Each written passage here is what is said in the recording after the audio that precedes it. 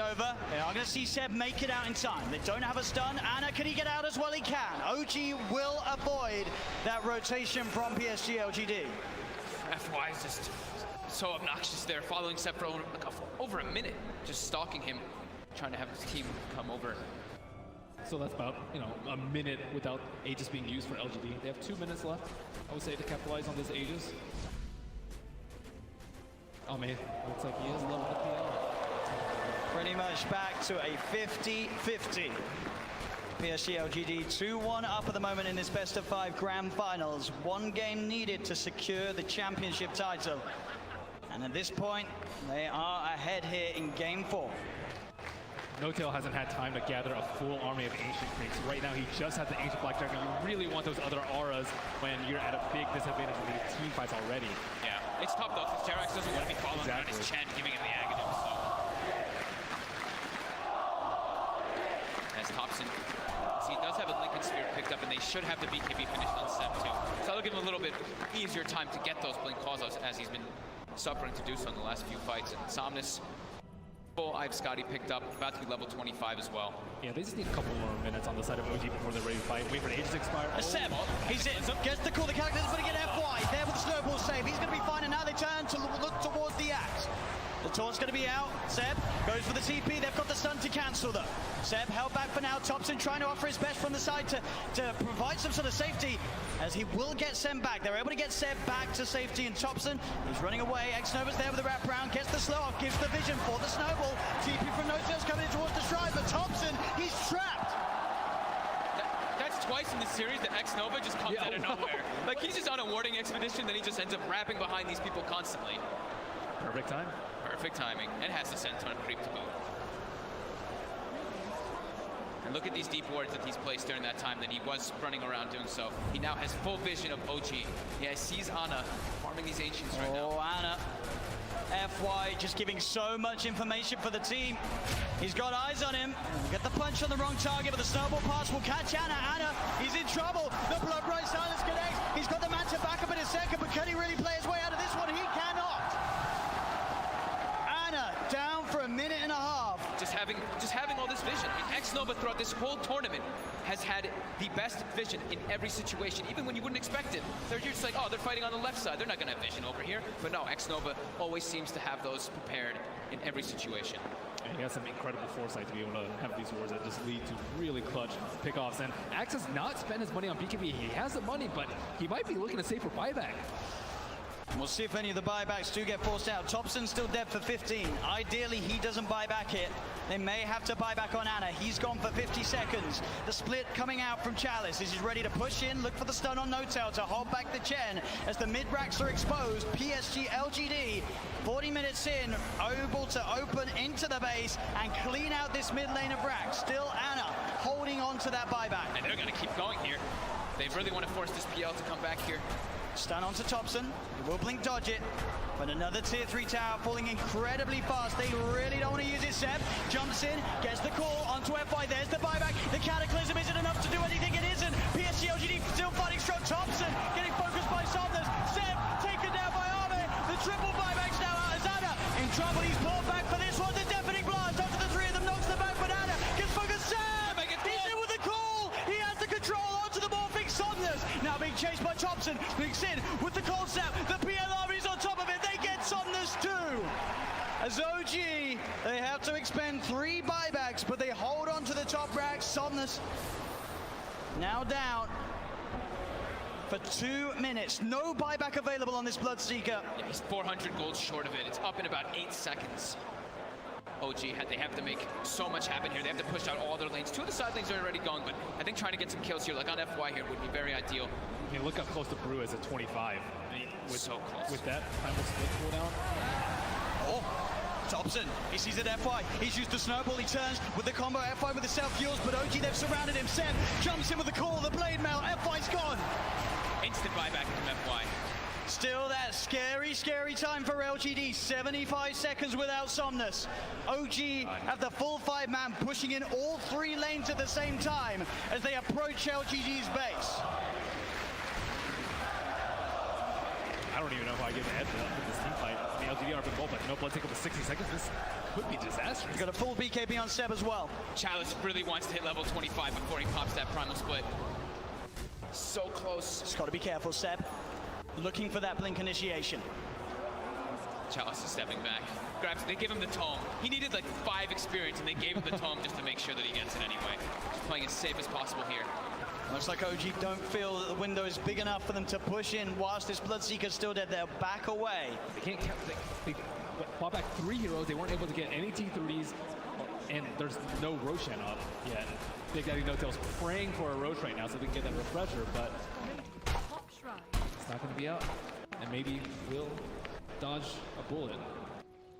At least they got a good amount of economy off that, right? Yep. It was up to a 15k gold advantage, and they chunked it down to 7. Same thing with experience. So they did get quite a lot out of that one, but they ideally wanted to get at least one of those sets of racks to get some momentum pushing in with those 3 buybacks used. Absolutely, it is this really scary moment of the game now for OG. We're about 5-6 minutes still without those buybacks available. If PSG LGD can find that one team fight, it could be the team fight to win TI in this window of time that they now have presented to themselves. Ana's gone full in for that butterfly too. As they pick up also an Aeon disc on Jeremy, so protected in O. DD did spawn, however, was killed. It's also pretty scary for Maybe right now. He only has a 5-second BKB, and he does a lot of damage and will get wrecked by the X-Blade Mail Call if he finds him, especially with his BKB now. There's not that many ways to stop him. It's just all about FY and Chalice, right? Just either saving or just getting into the midst of the fights and not allowing OG to get the picks. And the spike, it's going to be dispelled. Let's get dispelled. But He's in the trees, they're on the high ground, they've got the vision with the Shiva's covered, Anna's on his way over, they've got the snowball down, there's the Catapult, Seb jumps in, he's able to find the call onto Challenge, but Challenge already got the BKB out, the Sunstride's going to be down onto FY, but FY will survive. Seb pots the BKB, he'll try and stand his grab, but Seb, he's going to go down, no buyback on the axe, and Jarex as well, surrounded by PSG LGD, the Eon disc will proc, but they'll fight through it. he has to buy back immediately. Look at these creep track by these Force Spirits. On the bottom room, they have no creeps in the mid lane. See Anna. Still holding on to that buyback on Jarex. But as Ben said, the creeps aren't here. He's back door. And they breached through it. It's not looking like it right now. Maybe everyone hitting the same one. That creep cutting isn't enough to hold OG in the game. You see No-Tail's already running to just, he doesn't care. He's going to throw his life for this. He needs to just keep these creeps out of the base to keep that back door up. He doesn't care if he dies. Which he certainly will. As they get upon him, they find his life. 1 minute now without No-Tail and without Seb. Thompson, Anna, and Jarex. The only 3 heroes that can offer their defense during this final minute, this final stand. Jarex is really trying to hold on to his buyback. As Chalice split of course up once again. They're finishing off this second set of racks. He's got the Cyclone holding Anna up in the skies. As this rack's on the top lane will fall, the melee rack's gone. PSG LGD playing this carefully. As they'll go down towards the bottom as well. Arme, doppelgangers, he's losing a fair bit of mana into the PL. Still able to shift back into their Morphling if needs be. As OG, they will lose their top racks, but they won't lose the game. PSG LGD are playing it safe. They know how close they are to victory, and they will not throw it away. And they know that the Roche is probably respawning pretty soon, and it actually is up, so that is that refresher shard. They already have pretty much infinite primal splits up anyway, but they feel very confident here. They weren't able to deward that ward in the mid lane, so it looks like they are going for a Roche fake out. Check Anna, he's on top of X-Nova. The Ghost Head's going to get the set. He's in. The call, the MP, the counter, but FY's in. He's able to get the save off in time to keep this man alive. But Chalice up. Chalice is down. Buyback from X-Nova and Chalice. FY with the Invis, Somnus looking to get involved. Pots the BKB to get over the ice roll. They get on top of Seb. Seb's in trouble. Seb's gone. The axe down once again for 90 seconds. As now FY giving them the vision, but they see him. They've got the doppelganger to jump away from the snowball over to Thompson, the self-fuels. FY trying to buy time for the rest of LGD to come in. Again, up into the air. Arme straight on top of No-Tail. FY will fall. Arme looking towards No-Tail. No-Tail pops the hand of God, but No-Tail beat it down by Arme and Somnus. Chalice gets the primal split off as Anna. He's been left behind in Thompson. He's got to do something incredible in terms of the combo. Can he find the angle? Jarex coming in, keeping Anna alive. Anna with the doppelganger. The deafening blast comes out onto the 2 of them. Anna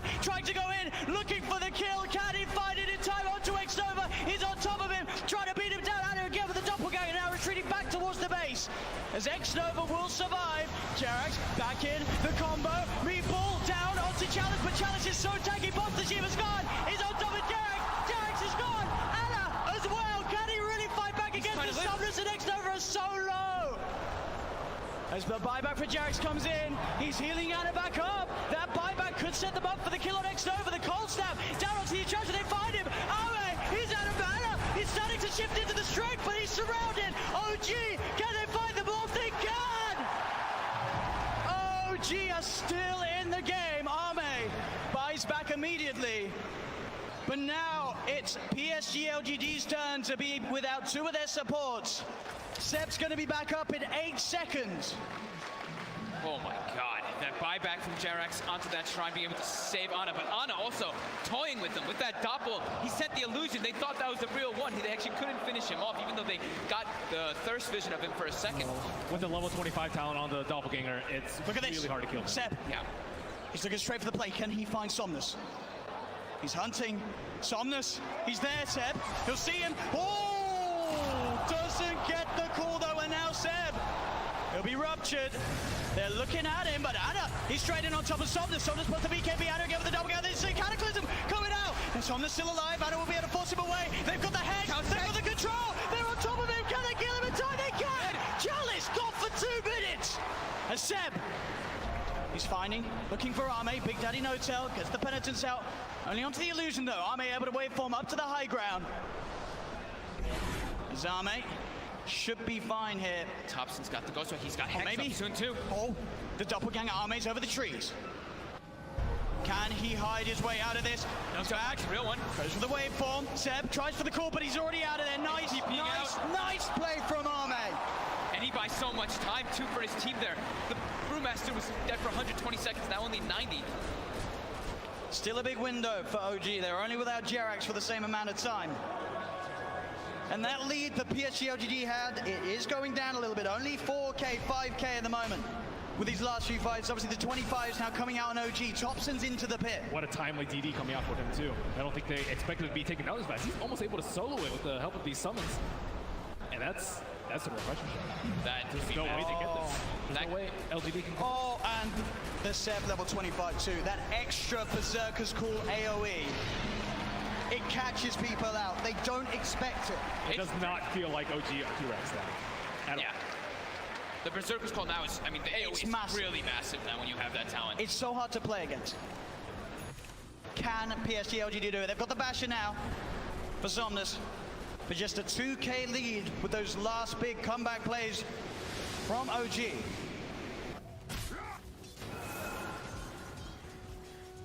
Still 30 seconds without Chalice. Double Hex coming out now. Thompson and these 5-second BKBs. Yeah, I mean, they were crushing with their BKBs. Being spotted out. Got the vision. They're on top of it. Thompson, he's in trouble. The Nullify comes out, but he got the Ghost Walk off as well as the Hex in time. Now, Somnus turns up. The blood runs down. Thompson! He's dead for 100. Has got the buyback available. PSG LGD will certainly look to force it out of them. FY just with the Shadow Blade. As soon as they split up, he finds the perfect opportunity there on Thompson. You got to be careful going out on the map when FY's alive. There's every chance in the world that he's going to be watching you from the trees.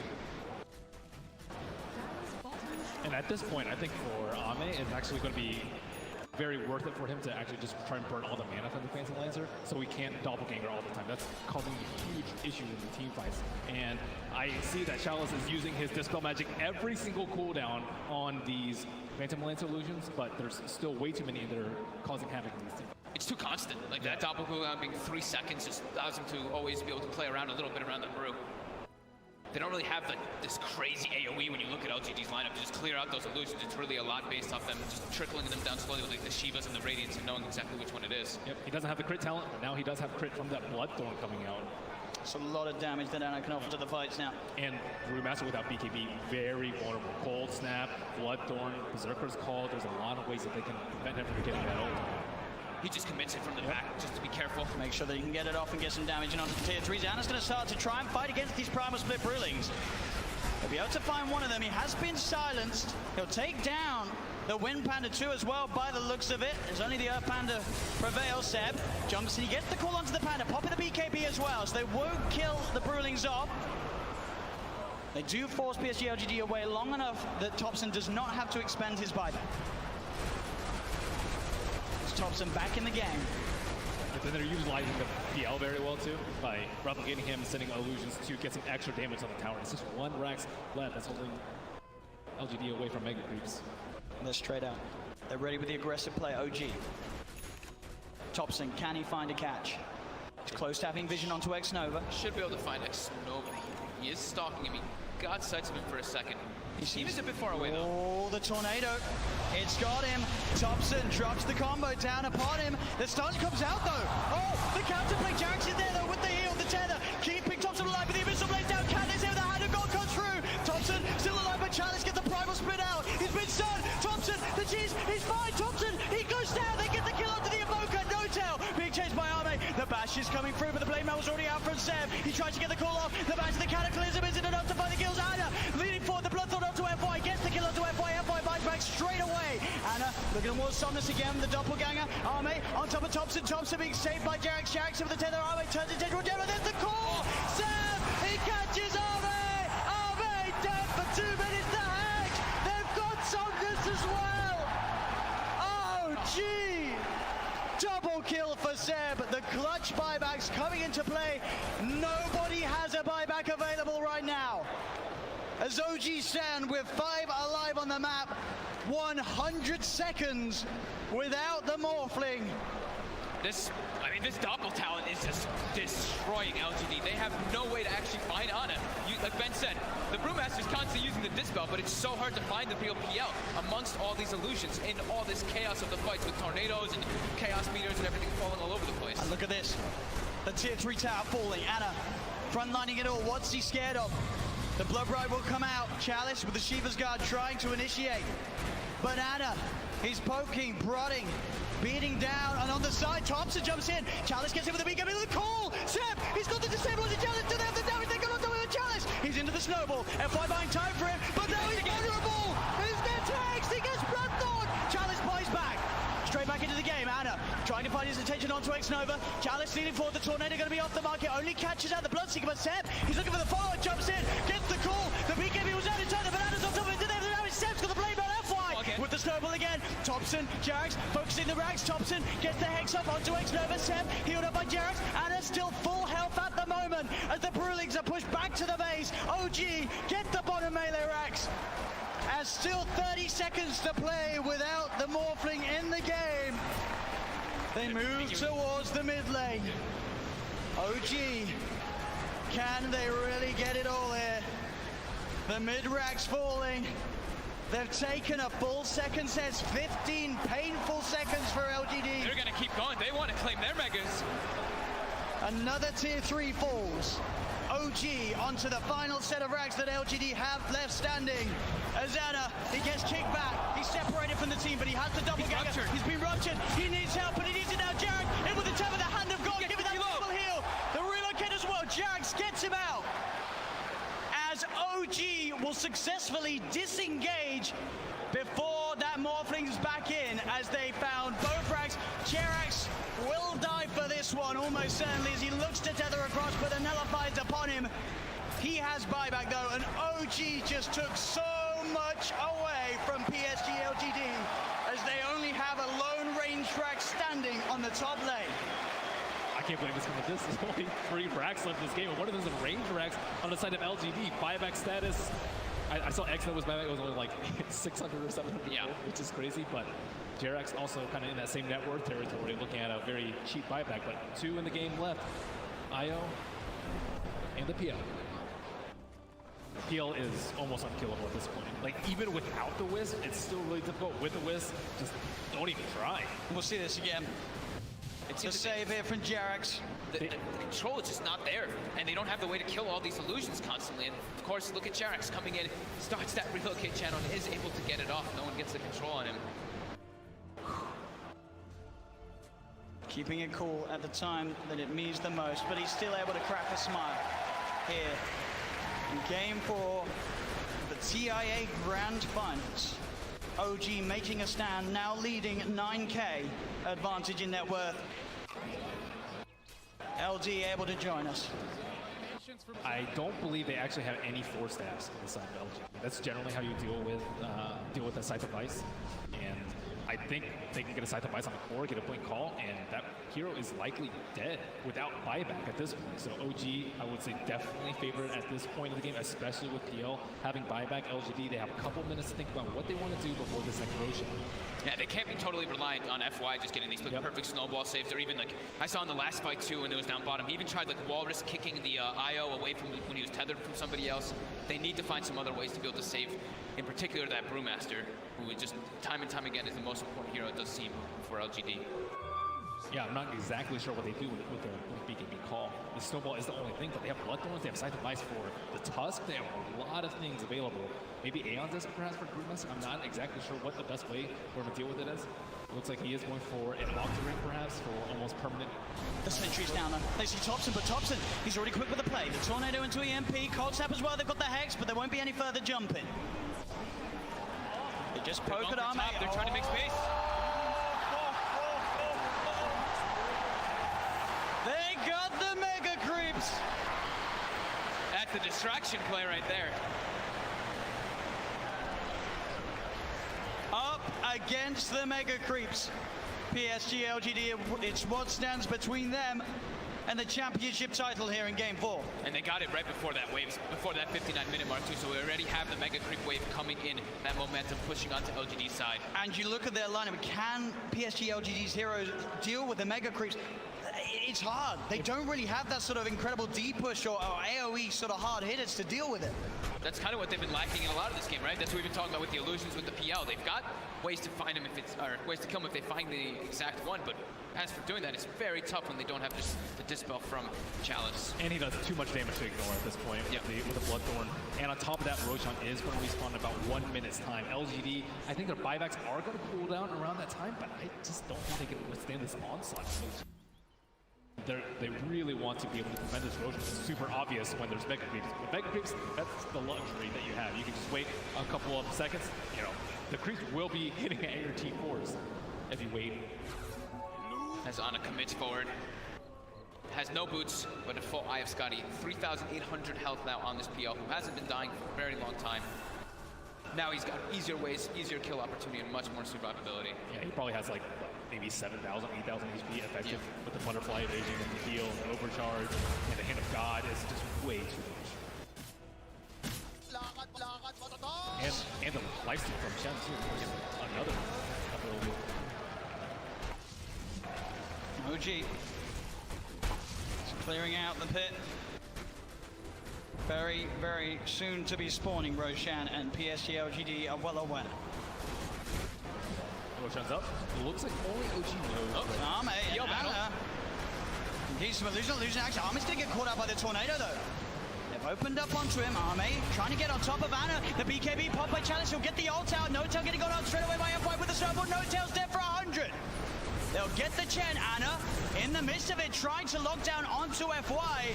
The rest of his team about to come over to get the Tornado. Out onto X7. Looking for the cool control onto Arme. Has he got it? Arme getting stood up by the cold snap, but he's able to wait for him up the high ground. Thompson blinks in. He gets the Hex up at F5 with the snowball save. They get the bash out. Soldiers will be able to find the IO, but they're fully low OGD. That Soldiers there for 2 minutes. They get Thompson. Thompson there for 2 minutes. Only Ana. Ana, can he do it here? Is it half out save?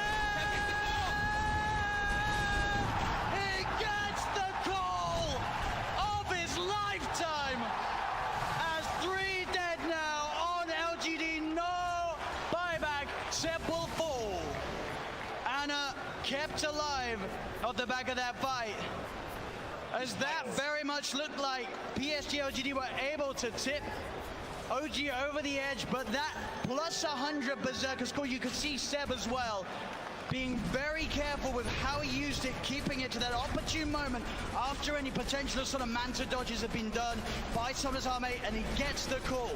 9 doppelgangers used just in that area around the Ancients from the PL. Just the constant barrage of illusions giving that distraction to allow Sep to get that call off. And that's another Roshan for OG.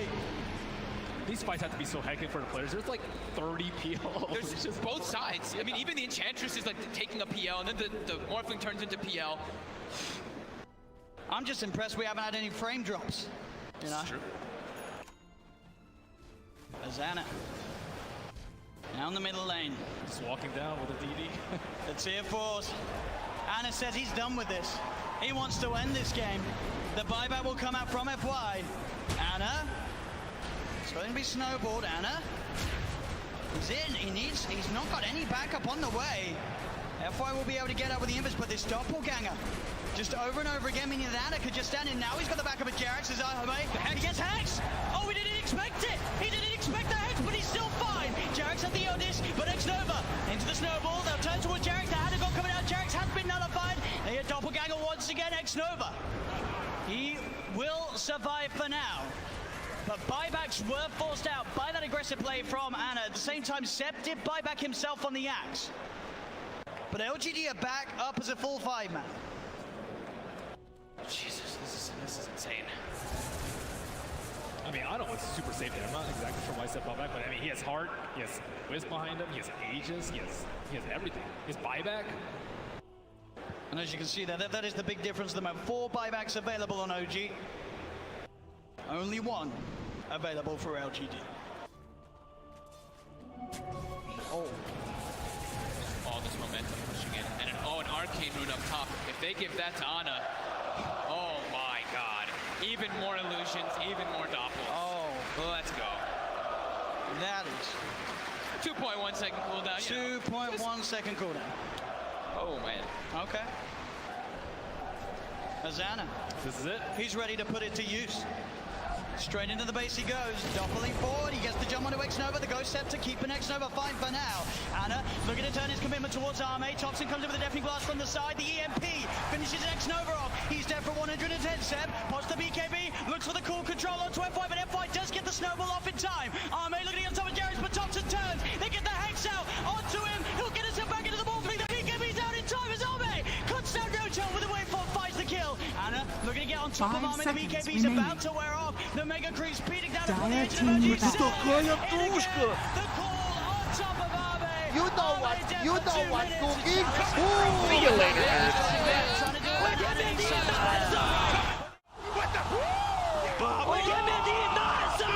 Такая халява. Radiant team back. There is nothing that can stop. There is nothing that can stop this man. Dire team back.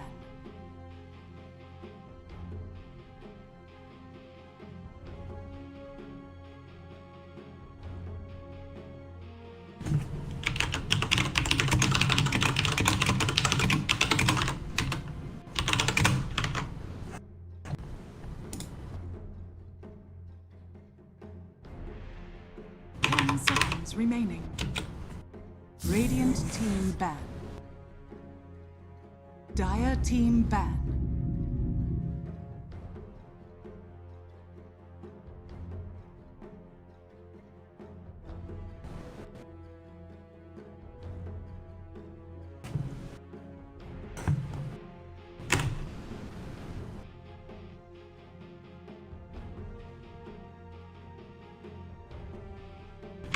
Seconds remaining. 5 seconds remaining. What the f just happened? Это такая тушка!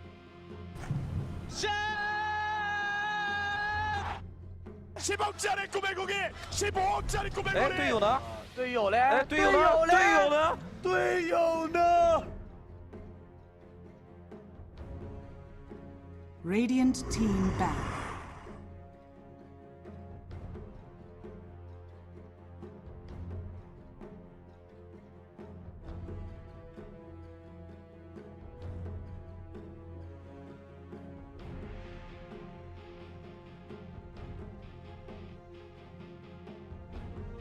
Dire team back.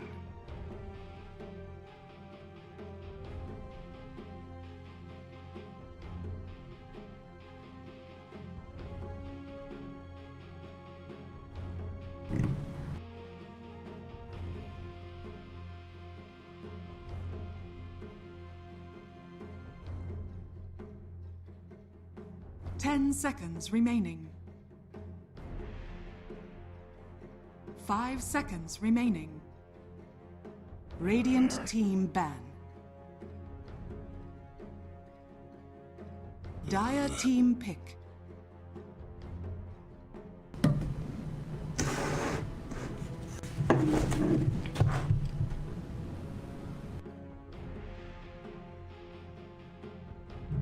Radiant team pick. I speak for the trees.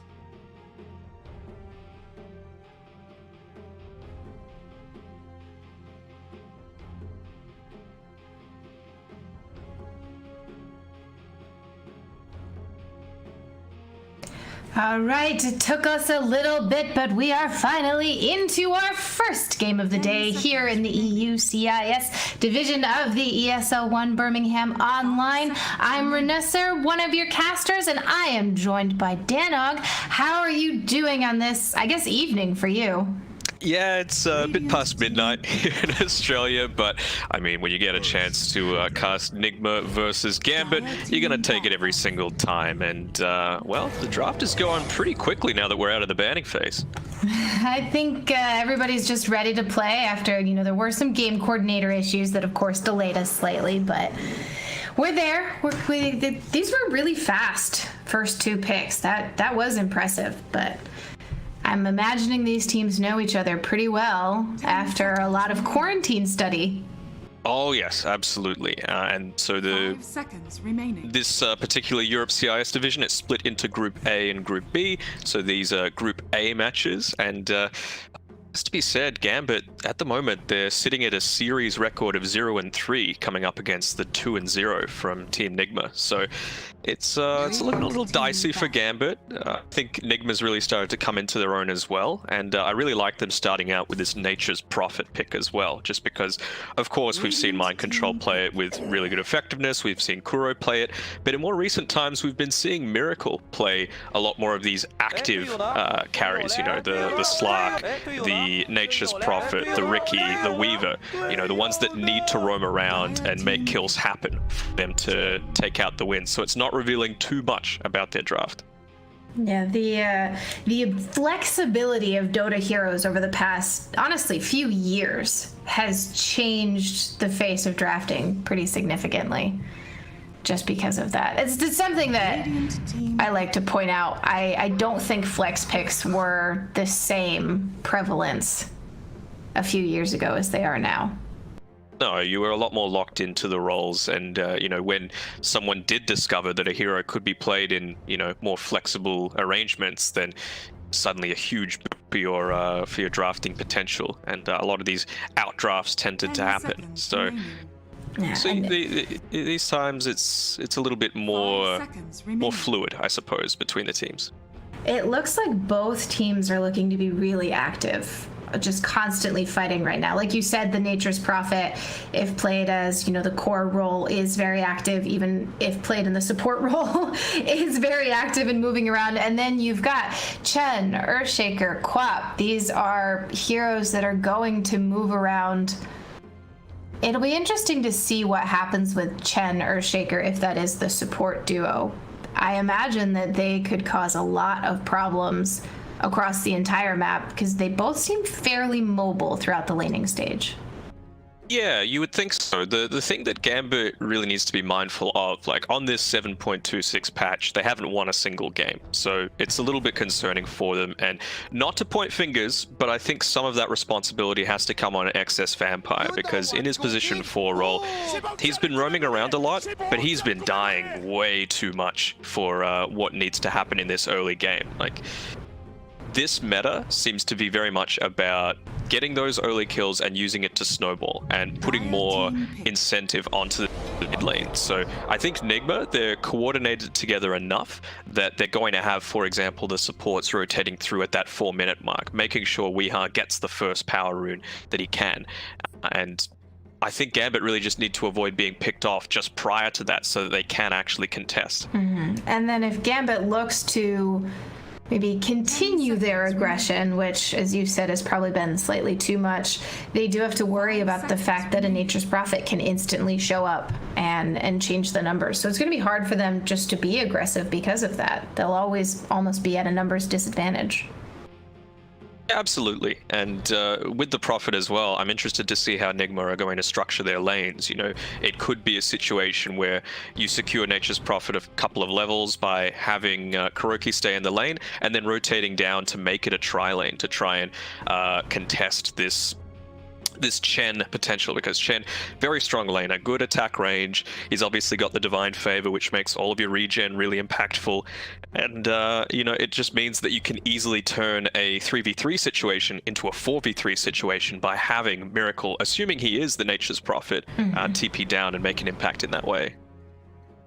I guess we'll get a little better idea of exactly who's playing what once this 4th pick comes out, and they're definitely digging into their bonus time here. So... Yeah, I wonder who they're going to pick up. I'm thinking the Abaddon's going to be a mind control hero. It's ever since the self-deniers got removed, it's not really that position 5 style. It's not a mid hero, absolutely. I'm thinking we're probably going to see the Kuro hero come out at this point. The problem with Abaddon in this draft is how strong of a counter Monkey King is to him. That is a possible lane, so they might be interesting. I wonder if they're trying to force the Monkey to move. How does Monkey do against Viper? Not great. Yeah, okay, so he's not going to move. Range. Yeah, I mean, the thing is as well, going to run this Viper, right? Because you've got the Queen of Pain that you could just easily run mid, and it's not too bad. The thing with Gambit as well, with this draft, it's not super flexible. It's pretty obvious where at least 3 of these heroes are going to be going. I'd say honestly all 4. Whereas Nigma, they've still kind of got a little bit of that ambiguity. You don't know if this Nature's Prophet is going to be a core. You don't know if it's going to be an off lane. You'll need to wait and see.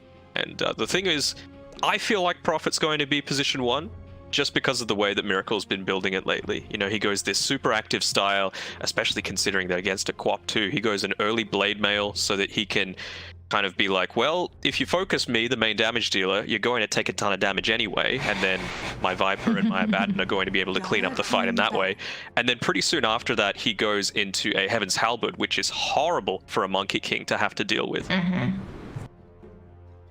I'm wondering what the delay was on picking Viper here. What could they have been considering or trading off between? And it's certainly not a deny pick here if we expect we're still waiting to see what, an offlaner from Gambit? Yeah, you would think so. Radiant team pick. Ooh, a Sand King. Okay, well that's definitely going to be the mind control hero. He's been playing it well, I would say. It could be a GH hero as well. Mind control played it to insane effectiveness recently, just creating a ton of space around the map, and shoving the waves in becomes very easy. Like an Earthshaker and a Chen, they don't do a great job at pushing waves. Sand King does, and that just means that you're able to rotate with your other support hero a lot more effectively and make these team fights happen. So Nigma, I think they're going to be incredibly active, create some space for this Sand King to get an early Blink Dagger, and then try and win the game from then. And as you said, it's going to be hard for Gambit to deep push. They don't have, they don't have the hero that can, the AUI TI5 4 position split push lanes type hero. Yeah, unless they look to pick it up now. No, it's going to be a Razor. So run this. It's something that's come a little bit out of left field for them. Okay, so we have Viper. GH is playing. So is it a position 5 Abaddon? I would, that Monkey King matchup is really, really rough to play. It is one of the strongest counters in the game. And I think with how much they like their offlane, Nigma loves their offlane to really be a playmaker and make a big difference. I think if you throw Abaddon into that role, especially lining up against the Monkey King, you just run into some timing issues, because you need to take some time to just... I'm an Abaddon spammer. I play this hero a lot. This is like the one hero that I will be comfortable talking about this on. But you have to take some time to get up your levels and farm, and if he's doing that, then the Sand King doesn't really have the space to do that. So I understand the switch here to sort of make sure that the other heroes have the space to do what they need to do. What position do you normally play it in? I mostly played it as offlane. And I would, looking at this draft, I would never want to play a Batten core into this draft. It's really unpleasant. Yeah, absolutely. I think maybe that's one of the reasons why they were taking so much time to consider with the Viper pick when it came out, because that was after the Monkey King. So perhaps they were considering mind control previously, and they're like, well, we can just throw Kuro onto the Abaddon and try and get a better trade out of this, what could still potentially be. And interesting to note as well, it's going to be Blizzy playing Queen of Pain in the off lane, and it's going to be Razor mid GPK. And there's the beauty of the flex picks that we talked about at the beginning of the draft.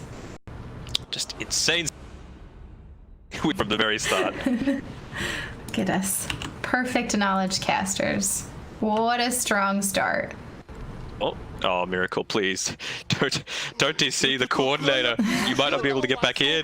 Oh, that is concerning. We were, we were discussing before, once the game gets started, we're okay.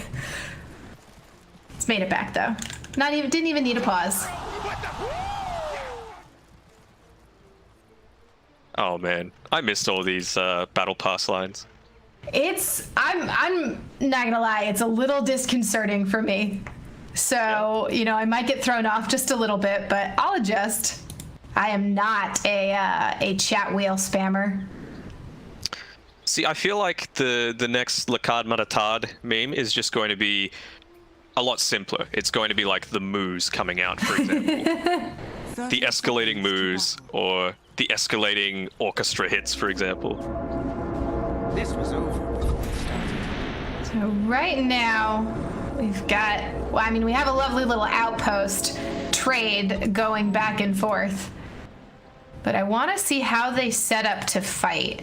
Which bounty rune are they going to prioritize? Are there going to be any fights? And so up top, Mind Control has Sandstorm first, is just going to fight with Blizzy over who can click faster. Hold up, so Miracle's actually going mid. Huh. That's a little bit different. Wondered why he was sitting in base. I guess just making trees and regenning mana, but aggressive. Just like you want to change things up. You want to try and take advantage of Viper or someone else that might want to get a little bit closer. Well, Prophet's got a pretty good attack range. And there is that aggressive tri-lane that you were saying might be a possibility. So we've got Kuro, GH, and then Weehaw in the off lane, really pressuring this monkey, trying to make him as miserable as possible. From the very beginning, he's going to be taking a lot of damage here. He's standing underneath the tower, so with the Chen there, with the Divine Favor and the headdress, he's always going to have a decent time. Not going to have to burn too much regen, but I think this game's going to be heavily dependent on how effective this top side goes. Sure. And right now, Mind Control just forced to back off. The Queen of Pain harass. Blizzy doing a good job of pushing him back. Dream's already getting dived. Like, this is your position 1 Monkey King, and he's going to go down. It was a, nice little attempt at a dodge, but I don't think that was going to be quite enough. And look at this lovely spray on the ground. That's a pretty high level one as well, that battle pass. Yeah, pumped the dollars into it. Yeah, you have to invest in the tilt, but they've got 3 heroes top for Gambit. Just interesting running their own aggressive tri-lane and just... Are they going to rotate Monkey up top potentially? And they're just prepping for that? Staying good. Yeah, so they've... Dear Chen going down. They've moved Blizzy bottom, and they're moving Monkey King over to the offlane.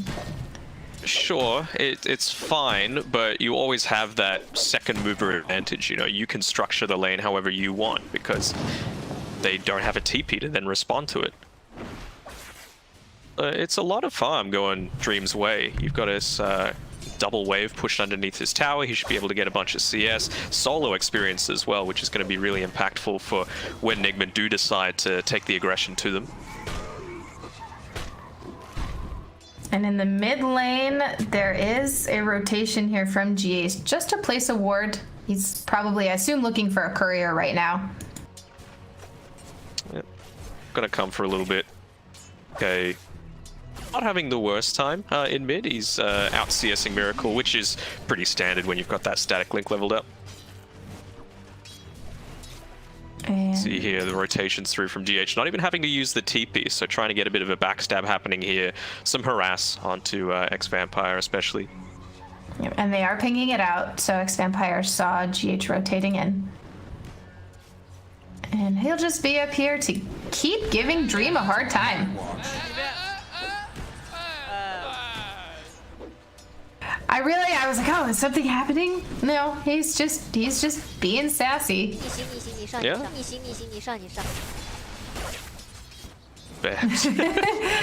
OG must be so happy. They have unlocked, their final form. This is how they compete. And this is the thing that you can do with Kuro, he's running at this Chen, just doing a ton of damage to him, and there's not really too much you can do, With a Chen, you typically want to abuse the fact that you've got one of the longest attack ranges in the game as a support, but if you've got an Abaddon that has insane movement speed at level 1, really too much that you can do. He's got a ton of sustain himself, so he's not in danger of dying, and then when he eventually does build up his boots of speed, what can you do? This Bassi on Abaddon is especially frustrating just because that mana regen is so effective, the sustain that you were mentioning. The headdress on Chen, he heals up fairly quickly from the Abaddon harass. And Blizzy. He does, and standing underneath the T1 tower as well also helps, now giving that extra 1 HP regen. Are they going to be able to catch GH here on the top side? It's still 5 seconds until the Boundless, and doesn't look like Dream wants to contest. But they do lose Chen down bottom again. So that's 2? Yeah, that's 2 deaths on Chen here so far. So not having a great start to his game. And now it's time for the 5-minute bounties. Looks like, I think Nigma should get both of theirs. It doesn't look like there's going to be any fights over them, though. Yeah, I mean, it's one of the advantages, right, of having this lane pushed up so aggressively. You get a pick off onto the support, he can't contest it at all, and then what's Blizzy going to do? Leave the lane and lose a whole wave of experience just to get 1 bounty rune? Probably not. Yeah, and he has a full bottle, so he doesn't quite need the bounty regen at the moment. The way the spray goes up on the trees, as a side note, is very odd looking. True. I guess it makes it a bit more like real graffiti, right? Fully engaged, and they are going on GH here, trying to get a body block from X-Vampire, and the stun out from Dream, and one more last hit. There is a first kill on the board for Gambit. Guess that was right, and it's definitely the hero that needed it. He's sitting at a not too bad spot in terms of the CS, but it's definitely Weeha that's taking control of that right now with those couple of early kills. And I'm a little surprised at how well, in terms of actual net worth, Miracle's doing. Like up against a Razor, there's not really too much that you can do early on. For a gank here, Wrath of Nature. That was X-Vampire. He smoked up to ward and potentially do something middle, and Miracle just turned it around on him. Don't think he was prepared for that damage, and that's what you were talking about in the draft, is Gambit sometimes needs to watch they feed on that position 4. Yeah, it's his first death, so it's kind of excusable, and he did the rotation through. Oh man, look at this. This is what we were talking about before. Miracle, he's just able to TP up to the top side, and Dream, he goes down. It's probably the one saving grace of their draft up until that point, or their play, rather, the early game. Was that they hadn't lost him too much. Yeah. Yeah, that's his second death after the first early dive. But he was slowly catching up. We'll have to see if they continue to put that much pressure on him. Yeah. Hearing a Chen recall happening for GBK here, so maybe they're going to be trying to make something happen, but no, he dies before he's able to get it off. I think he was hoping for a bailout there, the phone a friend. Blizzy is just really getting heavily pressured here, which, granted, as an offlaner, you are used to taking that trade. But I'm not sure if they're getting enough on Dream. It's so hard to contest into a Viper as this, right? He's got the 1 point into the corrosive skin, and even that's enough to make you back off. It's the thing with Kuroki as well. He's gone that Bassi ring like you mentioned before, and you're just able to spam out these poison attacks, this Nether Toxin. In addition to, you know, he's already got the Sobi mask on, Sage's mask rather, on the Viper. And he's able to continue spamming. And with the tread swapping, that adds such a massive amount of mana. I think a lot of people don't realize how powerful that can be, but it definitely enables his spamming if he makes use of it. Here we go, Miracle TP down towards the bottom side. They're going to try and catch out Blizzy, but he's going to bail. He's got as much experience as he could in this lane. And time to back off. That is, first tower on the board for Nigma, which I think we expected that they were going to be pretty active early, and you have a Nature's Prophet and an Abaddon. Yeah. So I'm thinking, Kuro's on a bit of a warding mission. He's just placed this one down inside the Dire jungle. And really, now that this tier 1 tower's gone, you cannot move into your jungle at all. So I think Gambit needs to make a lot more aggressive plays, try and make stuff happen on the top side of the map. Which, to his credit, YYY is doing on his Chen. He's still only level 3 though, so when these Bounty Rune and Outpost contests start to happen, which they'll need to, you know, currently Gambit has nothing. It's going to be a bit rough for him. Yeah, and Kuro is rotating in. I think it's going to be rough right now for Gambit. Well, they catch out this Chen. Taken out, which is pretty important.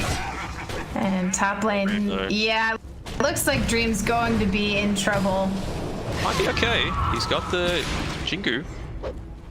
And the rotation in from Blizzy. Kuro has a shield here in 1 second and denied. Oh. Wow. Styling on him. Well, Vampire. It's rotating towards mid, but there was 20 seconds left until these outposts are going to be claimed, and you're in too much danger of getting gone on if you try and take the Radiant one. Yes, it's a little scary, but you know the Viper had just died. He's already TP'd top and showed that, and no Kuroki to contest either. So it just feels like they're playing in a position to not lose as opposed to try and win, if that makes sense.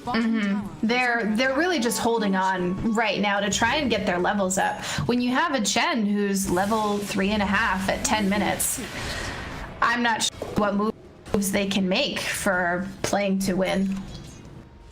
Yeah, I mean, he's trying to rush that mech as much as he can, getting a few neutral items for his team, which is very important when Nigma are going to be turning up the tempo very shortly.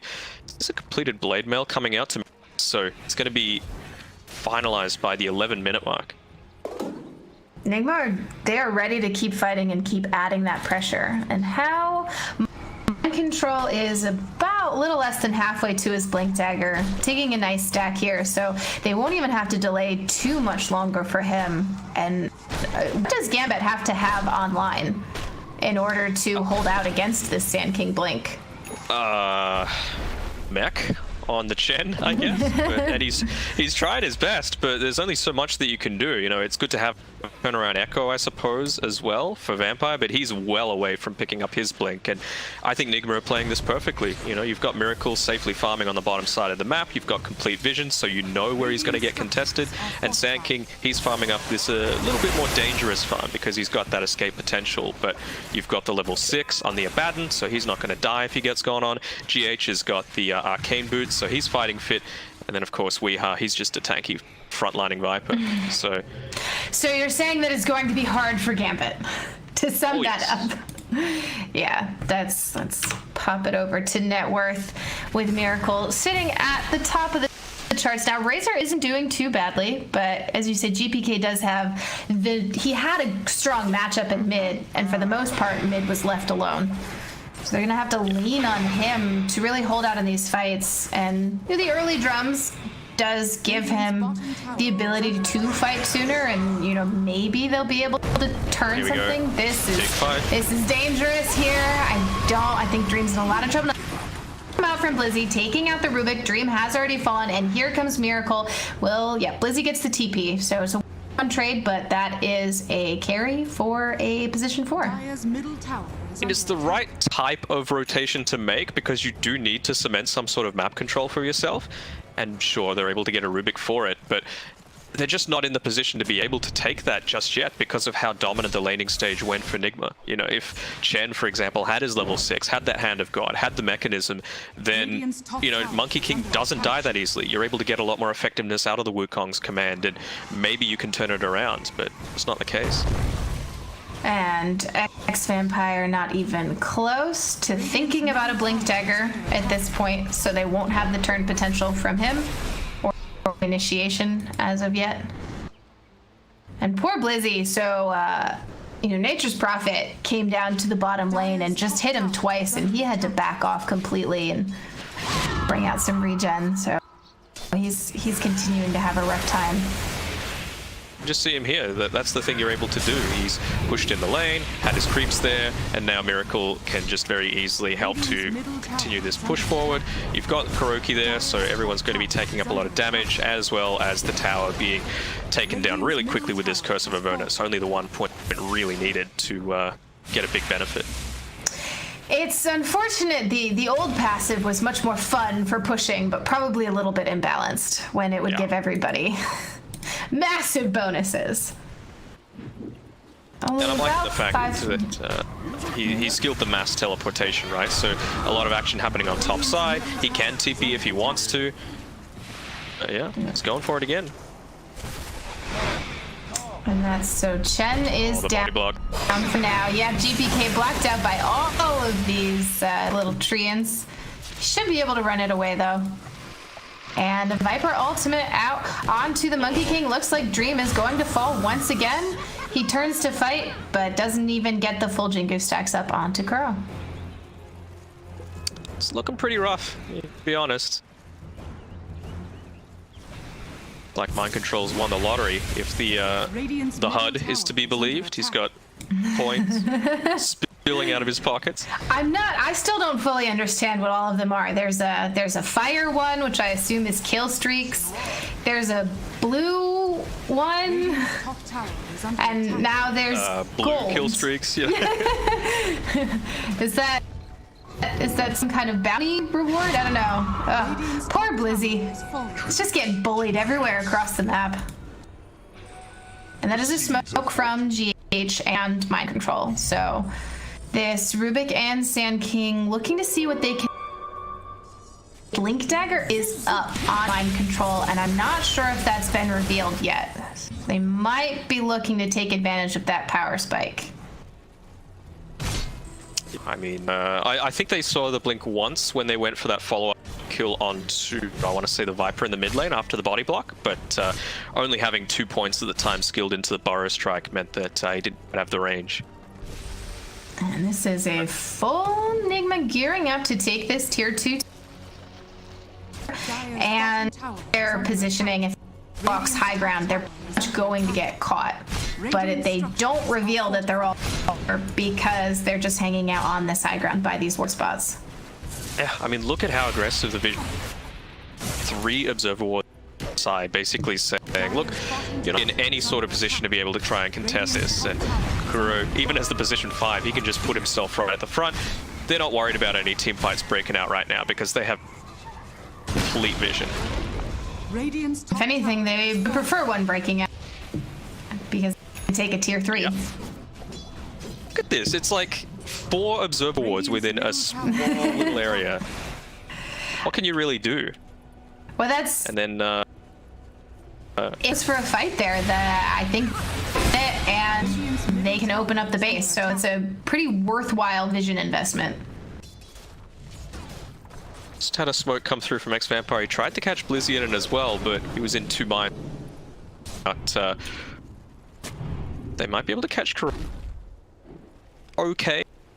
Something back on the map, but of course the rotation potential is always just such a concern. And Chen finally has his mechanism, so YYY hasn't really been that involved other than dying a few times, as he's been focused on picking up this mechanism. All right, well, Miracle has a 17-minute MKB. Oh, okay. Yeah. Mechanism will help with that. Totally. Is under attack. Benefit as well, you know, there's no way to TP up to Is under attack. side, the outpost, and you've got a Prophet with insane amounts of right click. He seems pretty keen to be able to try and contest this Roche. Maybe they're going for a pick off first. Which, right now, they are on that once again. Doesn't even have a chance to get the mechanism off. Actually, they're changing their minds. They're trying to go on to Dream, just missing. The Nature's call there. Be able to get it. So, good.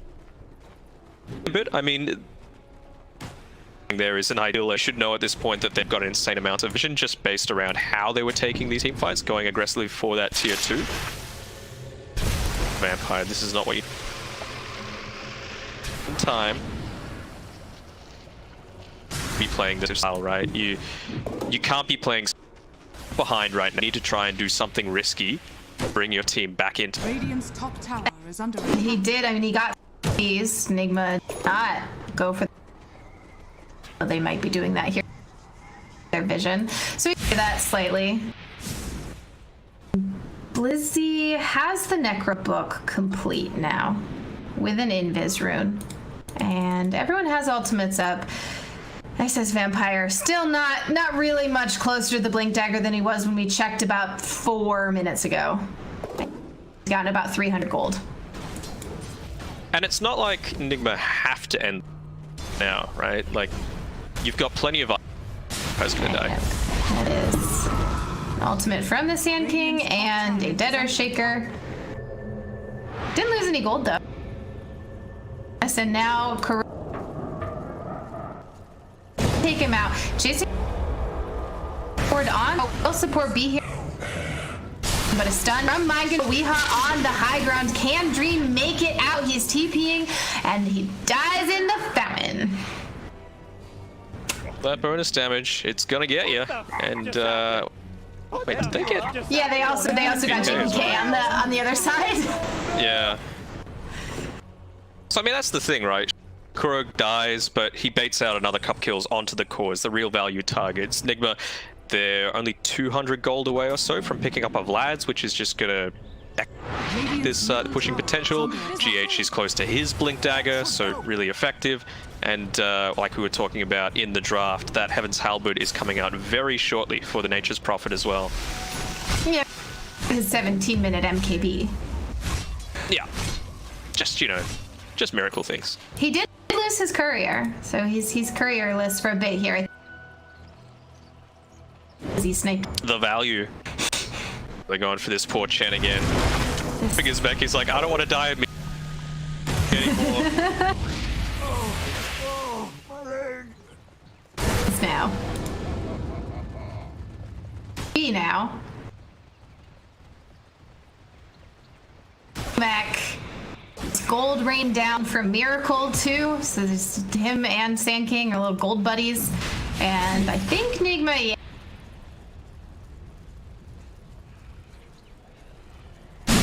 On to Kuro.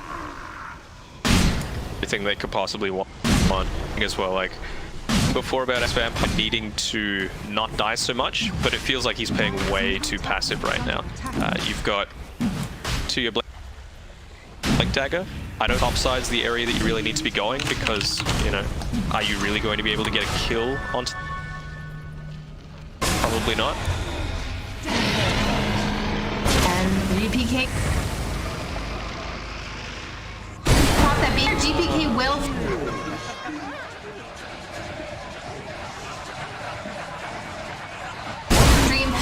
It's a nice all thing bad, and X-Vampire does get the TP out, and that is a 3-1. Yeah. I mean, oh, they're even TP on Miracle here to try Alright, that monkey bar is gonna clean him up. And that is the fourth one falling. And Nigma should be able to crack the base right here. That's what I was thinking. Of course, the fight.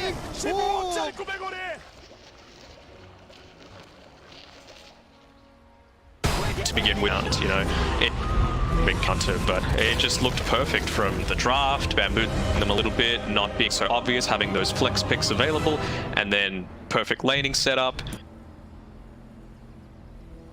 Play. You need to exploiting the fact that Gambit didn't have vision on certain sides.